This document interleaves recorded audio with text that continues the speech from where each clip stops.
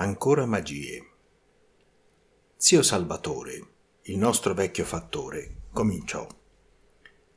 Figliuoli miei, io non sono sempre stato agricoltore, ero nato per diventare qualcosa di grande, prete almeno, ma i casi e l'estrema povertà della mia buona mamma non lo permisero.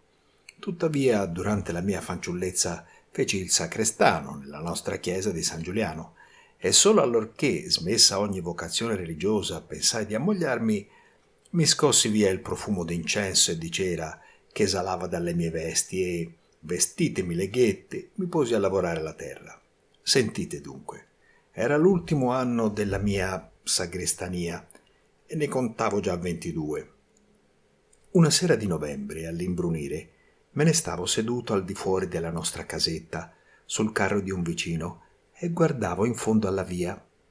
Siccome faceva freddo, nessuno si degnava di tenermi compagnia, ed anch'io, certo se non fossi stato spinto da un forte motivo, non sarei rimasto là. Vedevo i monti già coperti di neve, tutti velati di nebbia. Sentivo giù dal cielo fosco stillare un'umidità gelata che trapassava il mio cappotto e il vento freddo mi imporporava il naso, eppure non mi muovevo. Il campanile nero di San Giuliano, facendo di tanto in tanto capolino fra la nebbia e le tinte fosche dell'imbrunire, mi avvertiva esser l'ora di recarmi a sonar l'ave, eppure io restavo là, duro, stecchito, immemore del mio dovere. Ciò che più mi tentava era l'allegro scoppiettare del fuoco, dentro nella nostra cucinetta calda, ove mamma preparava un buon minestrone di fagioli con cavoli, un vero lusso, sapete, aizzando ogni tanto, con la sua voce tremula, l'asinello, che funzionava ancora, monotono e lento, insieme alla macina in un angolo della cucina. Guardavo ogni tanto il tetto basso e umido che fumava, e il pensiero del buon fuoco accresceva il mio freddo, pure non mi muovevo come fossi incantato. Ah sì, ero proprio incantato. Un'ora prima all'uscita della novena, Grazia-Rosa mi aveva detto con mistero: «Compare Batò, devo parlarvi. Attendetemi fra un'ora davanti a casa vostra». Grazia-Rosa parlarmi, darmi un convegno?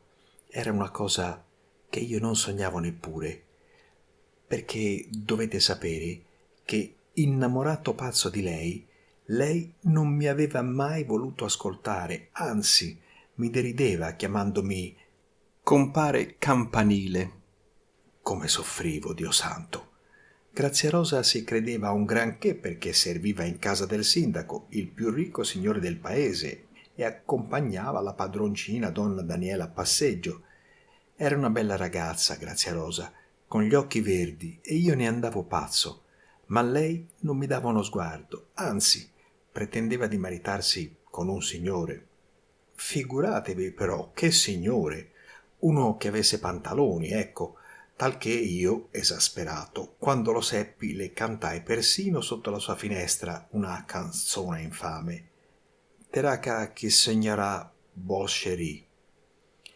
Essa minacciò di farmi bastonare da suo fratello. Io stavo per farle comporre una poesia scandalosa da un poeta che scriveva così canzoni per l'uno e per l'altro, mediante la ricompensa di 7 pezzas, allorché mi diede il convegno, con buona grazia e chiamandomi solitamente col mio vero nome. Ecco perché io, che ben potete figurarvi l'amavo sempre, me ne stavo quella sera al fresco, trangugiandomi la nebbia e col naso rosso. Come Dio volle, Grazia-Rosa arrivò. Ritornava dalla fonte, le mani avvolte nel grembiale e il viso livido dal freddo. Appena la vidi mi alzai di scatto e le andai incontro palpitando e mormorando: «Che diavolo, vi attendo da 2 ore, sapete, e ho da suonar l'ave». Un sorriso beffardo le increspò le labbra. Depose l'anfora su un muricciuolo e mi rispose, guardandosi attorno: «Altro che ave, compare mio. Si tratta di scudi. Volete guadagnarvene 20?» La fissai bene, pensai: «A che vuol concludere?» Anch'io mi guardai attorno ricordandomi la sua minaccia e dubitando che il fratello fosse là dietro il muro, ma non vidi nessuno. Solo a 20 passi la mia casetta nera, fra la nebbia invadente e il crosciare minimo della nostra macina, mossa dall'asinello, Grazia si accorse della mia, stavo per dire paura. «Su», disse facendosi seria, «non state a fare il matto. Non ho tempo da perdere. Ditemi se volete guadagnarvi 20 scudi». Assicuratomi che parlava sul serio e visto che potevo fare il galante senza correre alcun pericolo, cominciai a far gli occhi languidi, imbambolati, e risposi: «Comare Grazierò, se dite davvero e se si tratta di farvi un piacere, parlate pure subito. Già, lo sapete, io sono pronto a gettarmi nel fuoco per voi, purché mi vogliate un po' di bene. Io, senz'altra ricompensa, vado all'inferno». «Uff», esclamò la ragazza fissandomi, «siete un fanfarone». «E non che andare all'inferno, ma scommetto che non mi farete punto il piacere che vi chiedo, che è poi per altri. Vi sono 100 lire per me e 100 per voi, senza contare l'amore che d'ora innanzi vi porterò». Queste ultime parole mi entusiasmarono tanto che, non sapendo come meglio ringraziare Grazia, cercai farle qualche carezza, sembrandomi già di avere qualche diritto su di lei, ma essa diede indietro dicendo: «Abbasso le mani, compà, o vi piglia a schiaffi, uè». Brutto prologo del suo promesso amore. Siccome la notte avanzava e il vento strideva più forte fra la nebbia, Grazia proseguì: «Stanotte di certo la padrona mi manda via. È donna, da perdonarmi, dunque facciamo presto. Prima però di dirvi di che cosa si tratta, mi giuriate che non svelerete mai nulla, acconsentiato o no, né che mai pronunzierete il nome mio se narrate questo fatto». Io, appunto perché sapevo che avrei fatto il contrario, conoscendo bene il mio carattere, proferii i più orribili giuramenti. Allora Grazia a voce sommessa, mi fe noto ciò che voleva. Era qualcosa di orrendo per me. Si trattava niente meno che di darle, mediante la sopraddetta ricompensa di 20 scudi e il suo futuro amore, un po' di olio santo. Diventai pallido nel pensare che mi credevano capace di tanto. Tremai tutto allorché sentii che l'olio santo doveva servire per una magia. Ma per quante preghiere facessi, Grazia non volle dirmi che sorta di magia fosse e per chi servisse. Naturalmente negai, con orrore e terrore, compiere questo sacrilegio, per quanto mi tentasse sempre la strana promessa dell'amore di Grazia e un pochino anche i 100 franchi. Oh, avere 100 franchi e saldare con essi l'unico debito che aveva la mamma sin dal tempo in cui era morto il babbo. 100 franchi! Erano per me un sogno grande quanto quelli che mi dava la disperata passione per Grazia ma averli a quel prezzo. Prima mi fossero piombati 100 fulmini, avrei ucciso meglio un uomo, e lo dissi francamente alla ragazza. «Vedete, avevo ragione io, e dicevate di andare all'inferno. Oh, chiedetemi tutto ciò che volete, ditemi di fare qualunque altro delitto e lo farò per voi, ma questo no, no, no». Dopo lunga contesa, Grazia se ne andò via, pestando i piedi, ed io rimasi come un sonnambulo, là, ad occhi aperti, senza veder nulla, con tanto di naso rosso fra la nebbia, chiedendomi se tutto non era una visione. Quella sera a San Giuliano non si suonò punto l'ave ed io non presi alcun gusto al minestrone di fagioli preparato dalla mamma, la quale mi disse: «Sei malato», e volle farmi bere del latte caldo per farmi sudare. Circa un mese dopo, causa un gran temporale, rovinò il tetto a una casa vicina alla chiesa.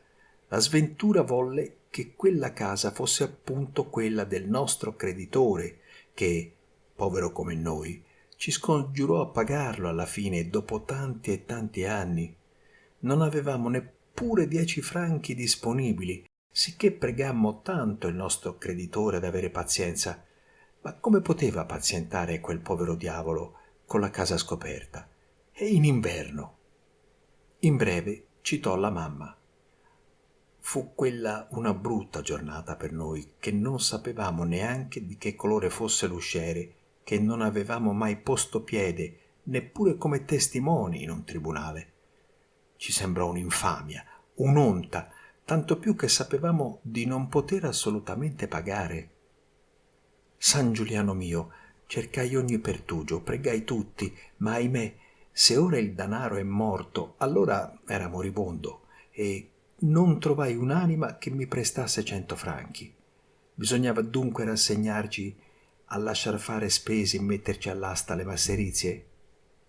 Fra tanta disperazione, una notte mi ricordai 100 franchi di Graziarosa e, ve lo confesso, ero così desolato e disperato che per un momento ebbi il sacrilego pensiero di dare l'olio santo.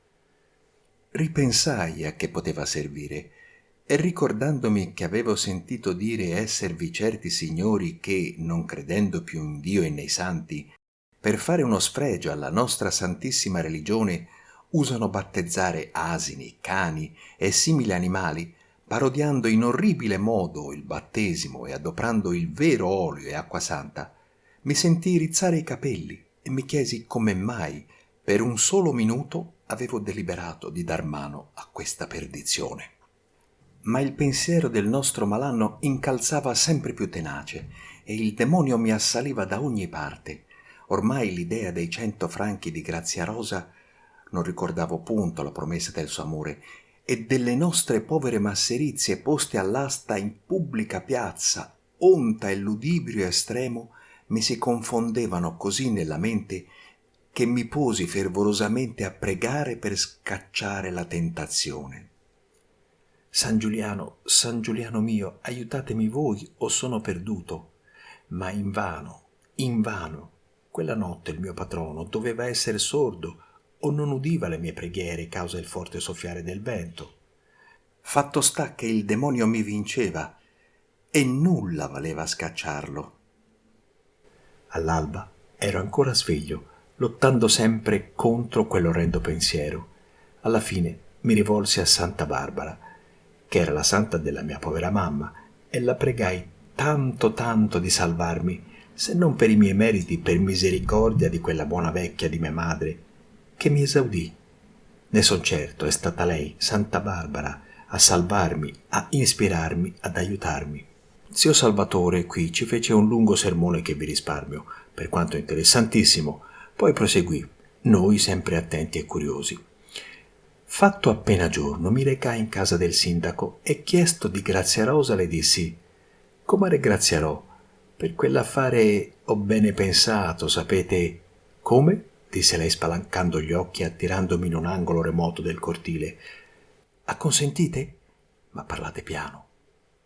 «Sì», risposi io, pure stralunando gli occhi, e siccome volevo guadagnar molto, giacché mi ci ero messo, «ma sentite, lo faccio per voi, perché non posso più resistere, se sapeste quanto vi amo. Se voi seguitate a fare così la crudele, io me ne muoio addirittura». «Piano, compà», mormorò la serva, guardando con timore le finestre ancora chiuse dai padroni. «Se vi odono mi mandano via. A questo poi ci penseremo dopo. Ditemi dunque». «Stasera passate in casa, tornando dalla fonte».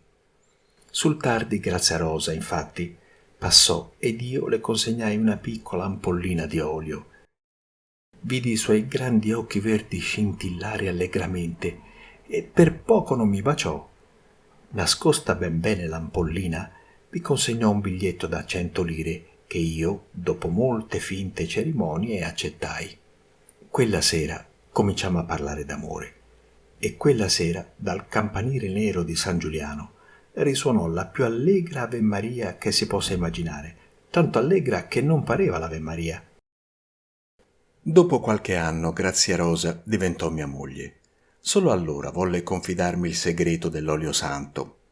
Donna Daniela, la sua padroncina, che benché ricca era un tantino brutta e antipatica, innamorata da morirne di un suo cugino, bel giovine e laureato, viste riuscite inutili tutte le altre seduzioni, era ricorsa ad una famosa maga di un villaggio vicino. «Si procuri un po' d'olio santo», rispose la maga, e ne unga la fronte del giovine mentre dorme, una notte di luna piena, a mezzanotte precisa.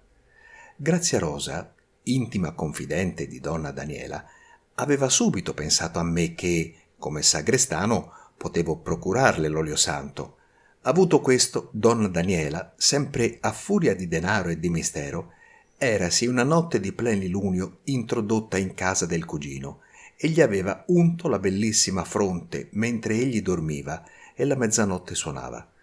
La maga aveva detto che dopo questa operazione il cugino doveva anche egli innamorarsi pazzamente di Daniela. E invece, chiesi io a Grazia-Rosa, il cugino? Invece, mi rispose lei con melanconia, non solo non se ne innamorò, ma poco di poi partì per Cagliari e sposò un'altra ragazza. Figuriamoci, esclamai dando in una gran risata. Sfido io. Quello che ti consegnai era semplice olio che di santità non conosceva neppure il nome.